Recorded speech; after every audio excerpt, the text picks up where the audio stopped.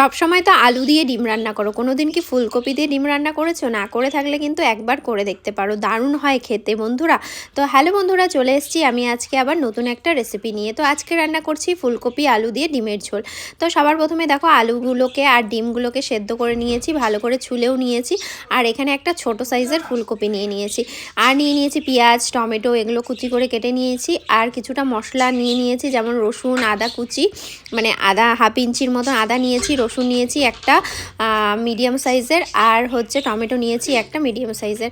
আর এদিকে দেখো ডিমগুলোকে আমি একটু চাকু দিয়ে কেটে নিলাম। তারপর কড়াইতে দিয়ে দিয়েছি পরিমাণ মতো সর্ষের তেল। সর্ষের তেল দেওয়ার পরে দিয়ে দিয়েছি সর্ষের তেলের মধ্যে অল্প লবণ আর হলুদ আর লবণ দেওয়ার পরে ডিমগুলোকে দিয়ে একে একে ভেজে তুলে নিলাম। এবার আমি ফুলকপিটাও ভেজে তুলে নেব। তো ফুলকপির মধ্যে অল্প লবণ হলুদ দিয়ে ভালো করে ফুলকপিটা ভেজে নেব। আর একটুখানি ঢাকনা দিয়ে ঢেকে রেখে দিয়েছিলাম ফুলকপিটা ভালো করে ভাজার জন্য। দেখো ভালো মতন ভাজা হয়ে গেছে ফুলকপিটা। এবার আমি ফুলকপিটাকে তুলে নেব। তারপর যে আলুগুলো সেদ্ধ করে রেখেছিলাম, তো আলুগুলোকেও ভেজে নেব। তো দেখো ফুলকপিটা তুলে নিয়েছি। তো একে একে এবার আলুগুলোকে দিয়ে দেবো। তো আলুগুলোকে দিয়ে দিয়েছি। তো এবার আলুগুলোকে ভালো করে ভাজতে হবে। তো অল্প করে লবণ হলুদ দিচ্ছি, দিয়ে ভালো করে ভেজে নেব।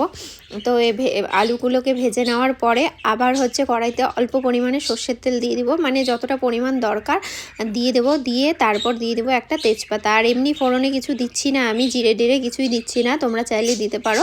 আর দিয়ে দিচ্ছি যে একটা মিডিয়াম সাইজের পেঁয়াজ কুচি করে কেটে রেখেছিলাম, আর 4টে কাঁচা লঙ্কা ফাটিয়ে রেখেছিলাম। তো দিয়ে ভালো করে মানে কিছুক্ষণ ভেজে নিয়েছি, মানে খুব ভালো করে লাল লাল করে ভাজার দরকার নেই। তারপর যে একটা মিডিয়াম সাইজের টমেটো কুচি করে কেটে রেখেছিলাম, সেই টমেটোটাকে দিয়েও ভালো করে একটু ভেজে নিয়েছি। তারপর যে মশলাটা পেস্ট করে রেখেছিলাম মশলাটাকে দিয়ে দিলাম। তারপর পরিমাণ মতো লবণ আর হলুদও দিয়ে দিলাম। এবার মশলাটাকে কিছুক্ষণ কষিয়ে নিব। তো মশলার মধ্যে আছে, তো তোমরা তো জানোই, বললামই তোমাদের, রসুন আদা আর কাঁচা লঙ্কা আর একটা ছোটো সাইজের পেঁয়াজ মানে বেটে নিয়েছি।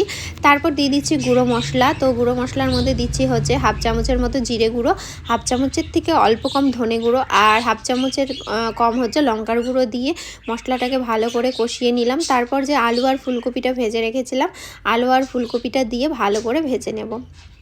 তো ভেজে নেব বলতে কষিয়ে নেব। তো আলু আর ফুলকপিটা ভালো মতন কষানো হয়ে গেলে, আর সাইডে আমি গরম জল বসিয়েছি, গরম জল দিয়ে রান্নাটা করব আজকে। তো যে কোনো রান্না গরম জল দিয়ে করলেই ভালো হয়, টেস্টটা আরও বেড়ে যায়।